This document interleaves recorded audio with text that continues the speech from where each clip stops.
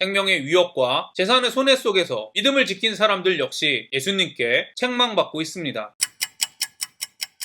안녕하세요. 바이블 TMI의 마카리오스입니다. 오늘 본문은 요한계시록 2장 12절부터 17절입니다. 오늘 말씀은 요한이 버가모 교회에 편지한 부분입니다. 오늘 말씀을 통해 믿음, 교회 안의 혼합주의에 대한 묵인의 결과, 진리와 사랑의 관계에 대해 깊이 묵상하는 시간이 되기를 바랍니다. 버가모 교회의 사자에게 편지하라. 좌우에 날성검을 가지신 이가 이르시되, 버가모는 아시아에서 첫 번째로 황제를 경배하는 신전이 건축된 도시로 알려져 있습니다. 신학자 로버트 마운스는 이렇게 말합니다. 버가모는 두 번째 네오코로스 신전 수호자라는 명칭을 얻었다. 바로 여기서 사탄이 자신의 공적인 자리 또는 권자를 마련했다. 로마가 서방에서 사탄의 활동 중심지가 되었듯 버가모는 동방에서 사탄의 왕자가 되어 있었다. 이처럼 버가모는 황제 숭배 사상이 매우 강한 도시로 알려져 있습니다. 요한은 버가모 교회에 예수님을 로마 황제와 총독들의 권력, 즉 칼의 권세를 뛰어넘는 권세를 소유한 날성검을 소유하신 분으로 소개하고 있습니다.